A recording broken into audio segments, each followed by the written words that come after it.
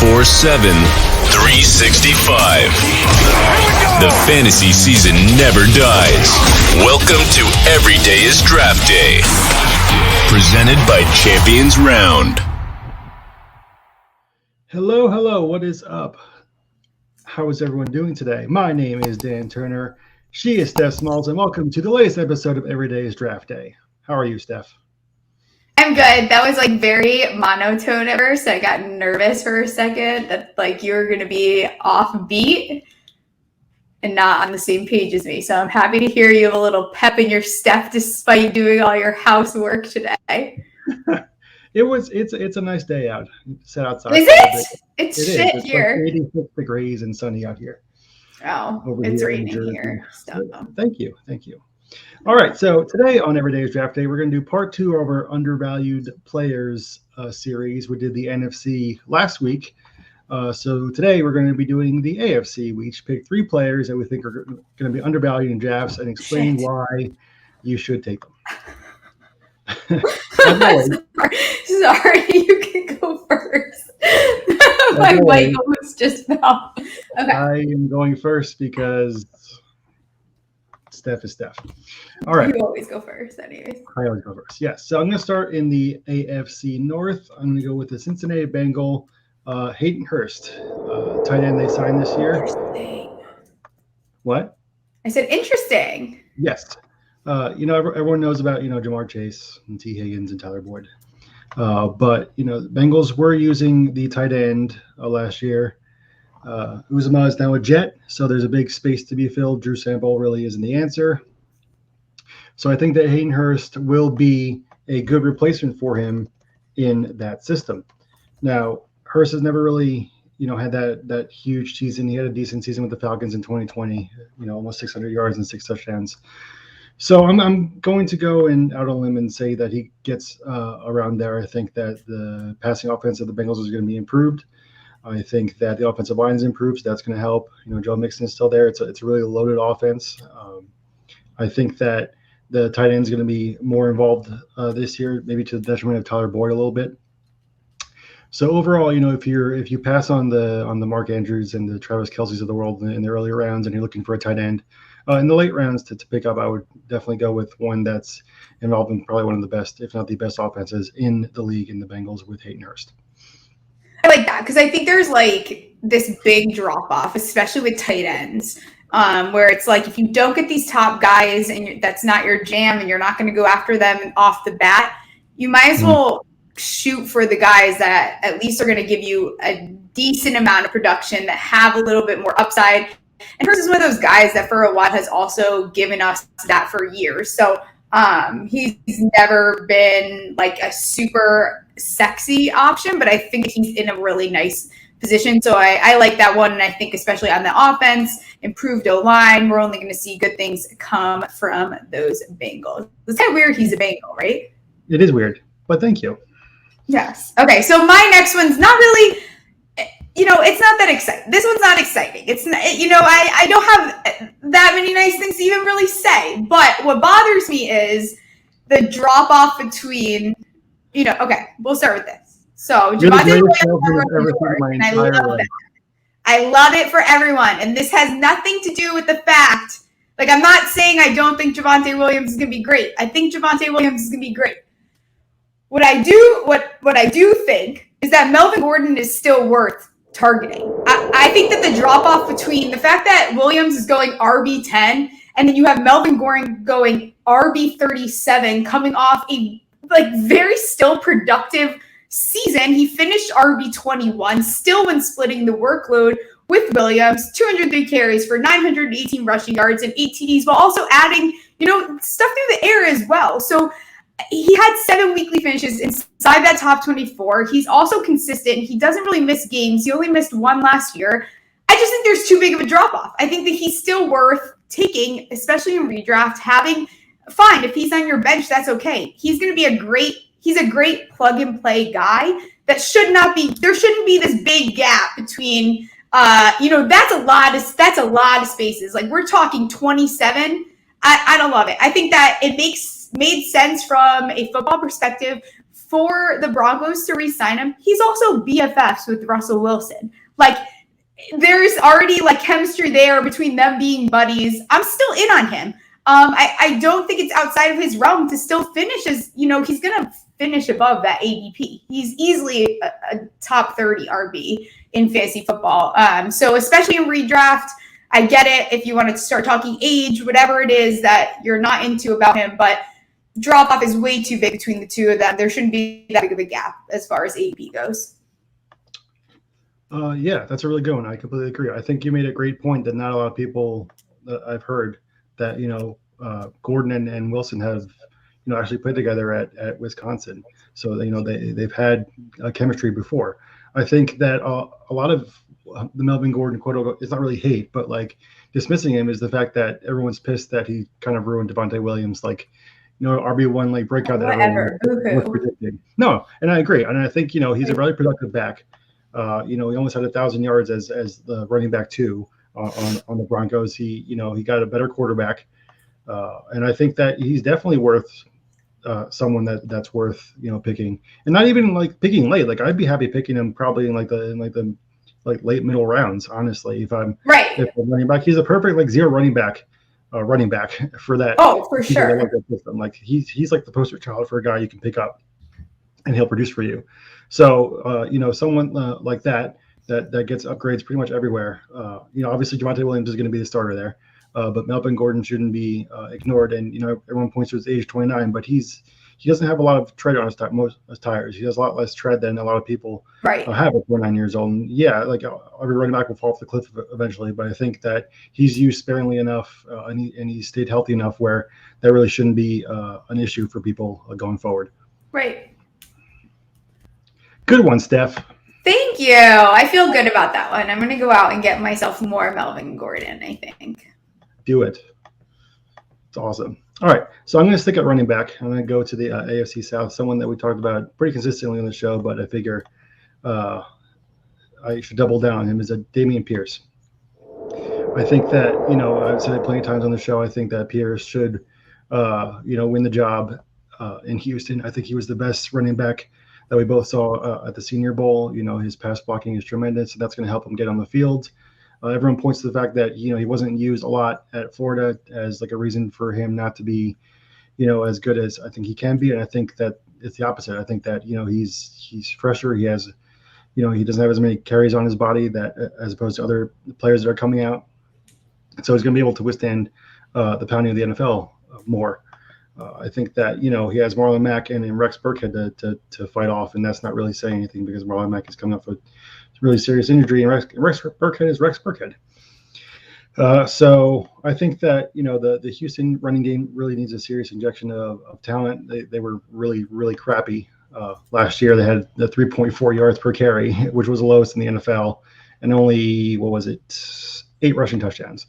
So I think Pierce had, double that by himself at Florida. So, it's not, I'm not saying he's going to be like, Jonathan Taylor or, Najee Harris or anything like that. I just think, like Melvin Gordon, he's someone that you could probably pick up a little bit later on in drafts, and he'll be able to produce for you far exceeding where he'd be drafted. I love it. I also had him on my list, and I was not going to talk about him because you said his name first, but I agree with you. I think that at the end of the day, right, it doesn't seem as exciting because you hit it on the head, and he's another one of our guys that we talked about a lot, especially after the Senior Bowl. He is not as exciting because he was kind of underutilized. But again, in fantasy, like opportunity, which he's going to get a lot of in Houston. Like, I'm not scared of Rex or Marlon. Like, I don't care. I think that he is a fantastic, he could just quickly 1-2 punch them out of the way. He weighs more than people said. He offers a way more powerful running style than either of them. And he's consistently shown that he has that ability when he was given the opportunity. So I think that he is someone that's worth it. And, there's still guys that are going ahead of him that don't have that clear path opportunity that he literally has off the bat. Right, exactly. And the opportunity is king for me. If I'm taking, running backs like later on, not missing on the top guys, give me the guy that's going to be on the field, that I know that's going to be on the field over Yeah. people that I hope will be on the field.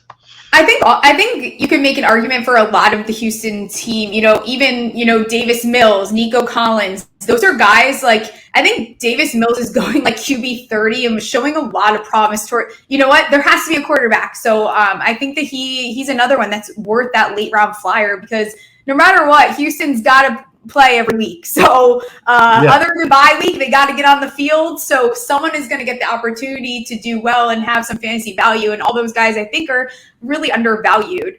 So that's a good one. I obviously agree with you. We love Dameon Pierce on this show. But that also, real quick, that's also a really good point on Davis Mills. He was quarterback, I think, like 28 or something last year, and he didn't even play all the games. And they upgraded him, all his talent across the board. They drafted the receiver, and they drafted offensive lineman, and they gave him Pierce. So I think a lot of people are sleeping on Mills. Not that he's off topic a little bit, but he's really someone that I like, as a QB2 in Superflex this year. Did I just trip you out with switching? You did. Face? Yeah, wow. I was trying to see my camera. My computer is being so freaking weird. But I'll get into one of the guys that we were not as high on that I am now high on. I don't know how it happened, but I like Kenny Pickett. Kenny Pickett is right now, his ADP is sitting somewhere at like QB 25 in rookie drafts. Yeah, he's QB1, but he's not going to like mid-second, later in the second, depending on who you're drafting with. I think that Kenny Pickett, like we just said, kind of with Davis Mills, I think he is going to beat out Mitch Trubisky. I don't think that's a question. They're paying Mitch Trubisky backup money, and they drafted him in the first round. Guess what? Kenny Pickett's playing. I think that we have yet to see Canada in a position where he can actually run the offense the way he wants to without Ben there. And now they've also got a really nice wide receiver room. They were able to kind of replace those, replenish that offense very nicely after getting rid of Juju, after getting rid of McLeod, after getting rid of James Washington. They've got guys like Pickens they brought in right away. There you go. There's a downfield target for Pickett, who has great, strong catching abilities, ball tracking skills. He demonstrated all of that in college. You have Calvin Austin, who could start playing a role. And then that's not even including who they already have there in Deontay Johnson, in a Chase Claypool. Their O-line is still a little sketch, I guess, but it's not bad. It's not in a place where they can't be productive. I think the Steelers have always found a way to be a good team. And I just did my preview on them too. I don't think they've come in third in that division. I think it was 2004. And the last time they came in fourth was 1999. Like, this is a well-run franchise. They knew what they were doing. They wanted accuracy. That's what they were chasing when they drafted him. And I think that they're going to get that. And he was the most, I said this on the show, and it's kind of how I feel with Kenny Pickett.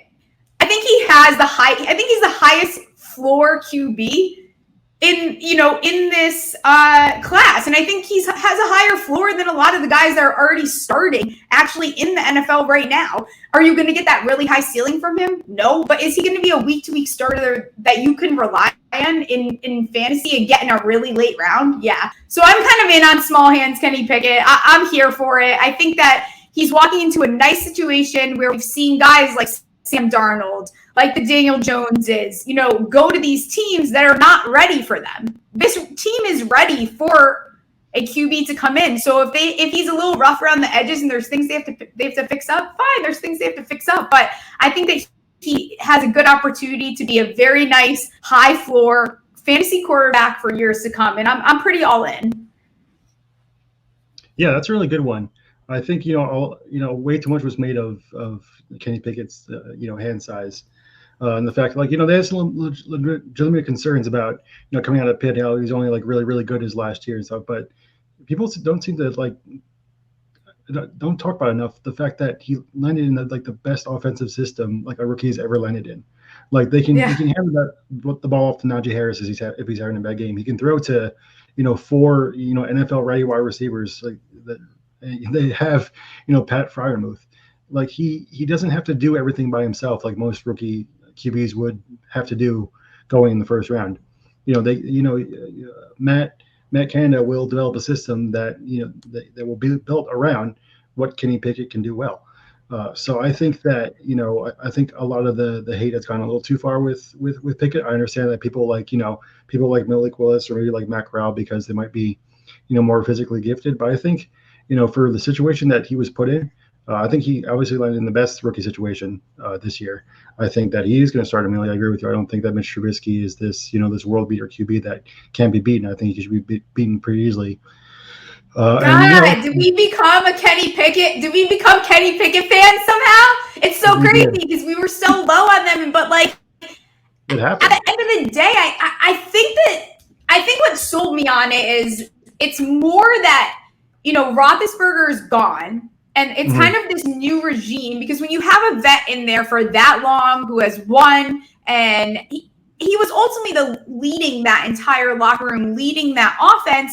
And I think that Canada now has flexibility, and I think that he can kind of start to fulfill the expectations that were there when he got promoted back to OC in 2021. And he's gotten a lot of criticism, but I don't know how much he was allowed to actually unleash the way that he wants to run the offense. And I think there's going to be a really different feel to the Steelers. I think that Steelers fans should obviously temper their expectations, but you know what? They've been spoiled for years and they're going to not be happy, and it's not going to be the crazy winning season that they've seen in the past. But I'm actually excited about the Steelers, especially for fantasy. I'm excited to see what they're able to do with these two young guys, how they're able to fit Austin into their into their offense. I also saw reports about him doing very well. I know we don't like to follow camp reports, but I'm very excited about the Steelers. I think that I'm higher on them than probably most people. And I think, it's just silly to me to think that Mitch Trubisky, say even Mitch Trubisky start, it's going to take 1 to 2 games for Mitch Trubisky to be on the field for them to just be like, no, we're not doing this. You're not the guy. You were never, if you're not the guy, you're not the guy. That's it. That's just how it works here. It's just, Mitch Trubisky's a fantastic backup quarterback. Just like Nick Foles. You can win games with Trubisky. He is not an every week starter, period. So I think that Kenny Pickett can be, and I think he can be really effective. And I, again, have been very low on him, but there's a lot to like about his situation. Mm-hmm. Yeah, I think I agree with you. I don't think we're super Kenny Pickett fans like we are with Pierce or even Russell Gage. I just think that the hate has gone so far that let's just pump the brakes a little bit and see hey, this guy has some good things going for him. And no one's saying he's going to be Patrick Mahomes or, Josh Allen or anything like that. But he's definitely going to be, I think, or we both think, a viable quarterback in fantasy football. And that's what all you can really ask for. Everyone always predicts that Deontay Johnson's going to have this monster season or, or Chase Claypool is going to have this good season or Pat Freiermuth is going to be this, have a good season. Well, someone has to throw them the ball. It's not like they can throw it to themselves. Someone has to be getting, those yards and touchdowns that those guys are going to be catching. And if it's Kenny Pickett, he's going to have a decent year. And we didn't get to see a lot of that. Big Ben, bless him, whatever, his legacy is done. And quite frankly, that arm looked not great there at the end. It was kind of painful to watch. We saw a lot of Najee and we saw a lot of Freiermuth, and that was for a very specific reason. And it's because that they couldn't really get the ball down the freaking field. And I don't know that Kenny Pickett's not this gunslinger, and you're not going to get this gunslinging ability he's not Mr. Patrick Mahomes, but I think that you can get a lot done with him in an offense that's ran that way. So there's going to be a lot of changes. I see the Steelers probably struggling in the beginning of the season, but I think halfway through they're going to pick up and we're going to be like, oh, they look like the Steelers. I don't think it's going to be this as big of a transition as everyone is talking about. Mm-hmm. Absolutely. Yeah. Love it. So that's a really good one. I like that. I like Kenny Pickett. I'm all in on Kenny Pickett. This is what we become. Yeah. Yes, the off season's getting to me. Yes, clearly. So perfect segue. Sticking with the Steelers, going off what you said, I'm going to go ahead with my third guy, rookie wide receiver, but it's not the one everyone's thinking about. It's actually Calvin Austin. I interviewed Austin at the Senior Bowl, and I was really impressed with how well, he knew the game. He recognized that he wasn't the tallest guy, and how he was going to be able to contribute. And that's everyone's not on him. He's he's too small and stuff, but he was uncoverable. No one could cover him.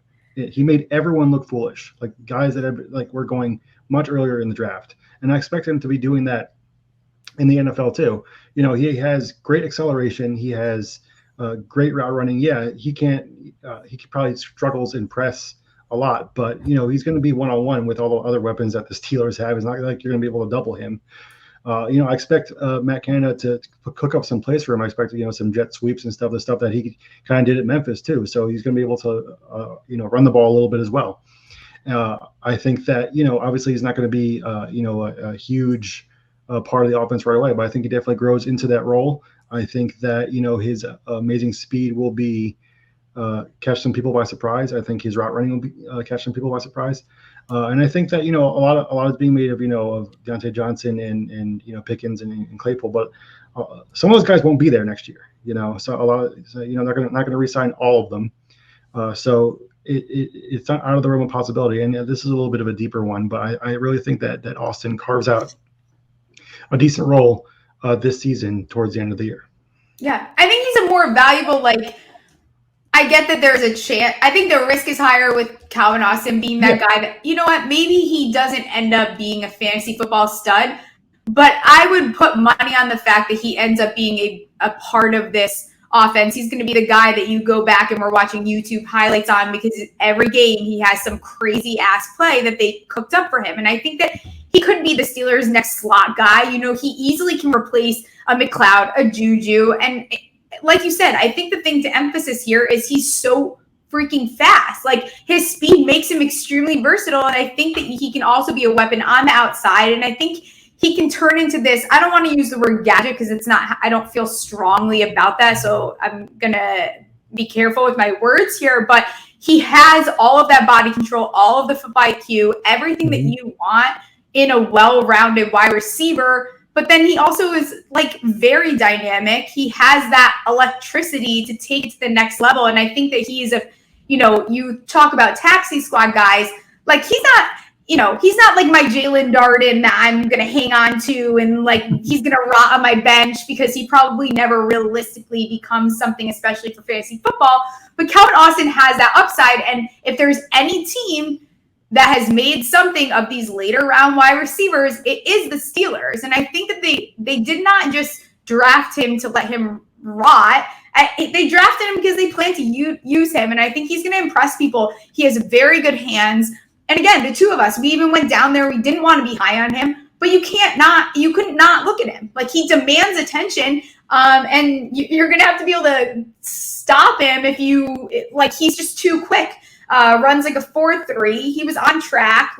He's someone to watch out for. I totally agree with you. I think the Steelers did a quietly very nice job. Their draft maybe didn't seem like it at the time, but I think that they did a really nice job with their draft picks, especially in Pickens and in Austin. And I think Austin does end up having a role carved out for him in this offense. Whether it's not in the beginning, that's fine, but he might turn into this guy where if one of the wide receivers goes down, I think he has enough versatility to be able to fill a role too. So again, another guy we're talking about that at least he's a nice plug and play option that I definitely want on my bench. I'm not planning on starting him week to week until maybe a bigger role is formed. But again, he's someone I definitely am drafting, and I'm drafting him over some of these guys that I know are not going to see the field. Right. And that's what I'm saying. He's the kind of guy where, looking at towards the end of your drafts and you're looking to see hey, who am I going to take a shot on? He's the exact kind of guy I want to take a shot on every single time. He has that upside. And the Steelers have, like you said perfectly, the Steelers have a history of developing these guys into players far exceeding where they were drafted. So, I expect him to take some carries and stuff away from Benny Snell, because who the hell cares about Benny Snell? Benny Snell. Right, exactly. So he's not going to start. I don't think he's that, but they're going to find ways. Canada's going to find ways for him to get involved, and that's something that he's the type of guy that he gets one pass and he takes it to the house, and that makes the week. So maybe he's more of a best ball guy now, but even in regular drafts, I'm definitely going to be trying to get him everywhere I can, towards the end of the draft. For sure. I totally agree. And then my next one, this one's probably a little bit more basic, and I think people have caught on to him, and he was a better value before we all started drafting. But It's Pittman. I think that Matt Ryan alone going over there, he has a good history with delivering high-ranking results for whoever his top wideout is over his entire career. Yeah, he probably struggled to do so in the last couple of years, but I think that this is a good opportunity for Matt Ryan to get back on the map.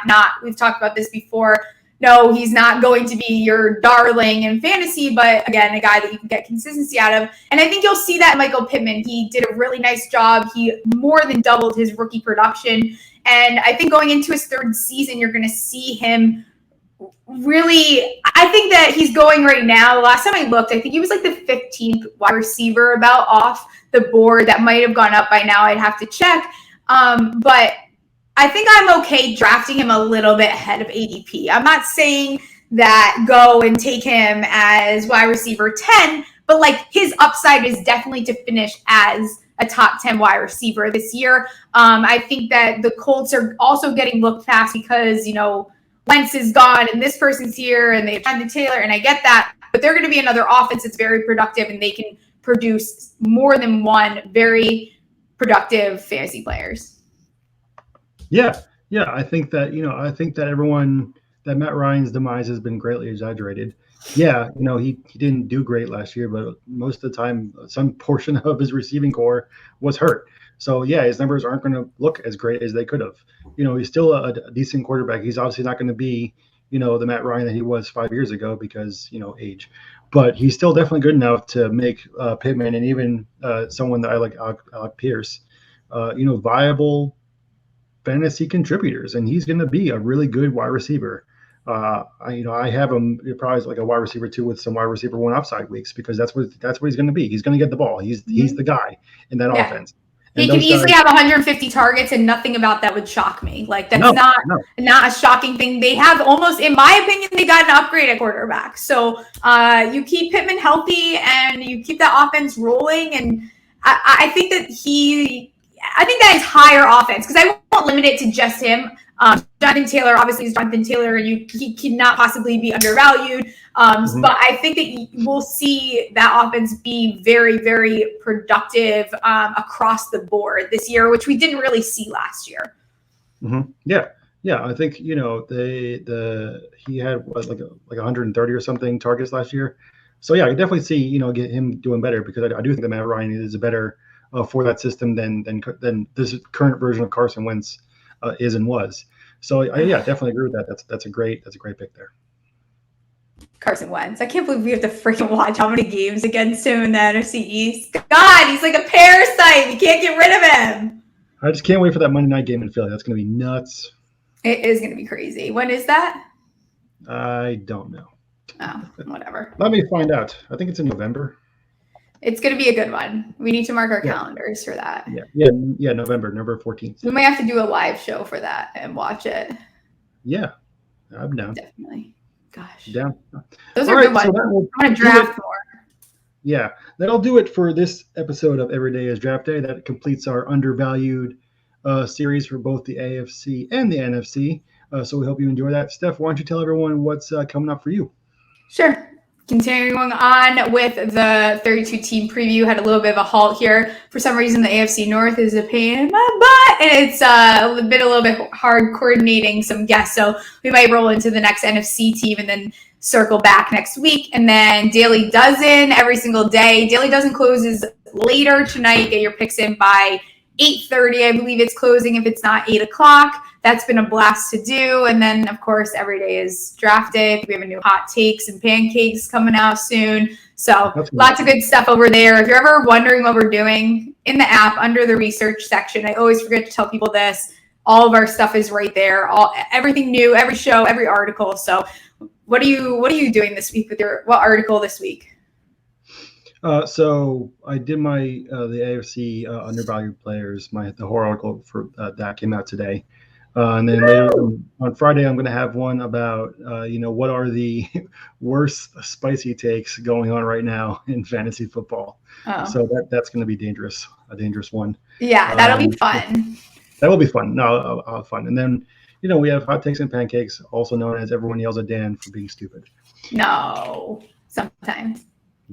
Every time.